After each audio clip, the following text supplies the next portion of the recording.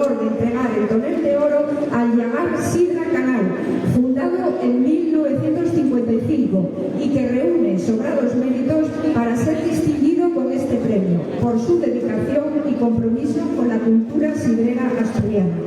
La alcaldesa de Gijón pone el pin de este elogio de oro 2026. La 35 fiesta de la sidra natural de Gijón ha sido señalada con el número 7. A continuación, la alcaldesa indicará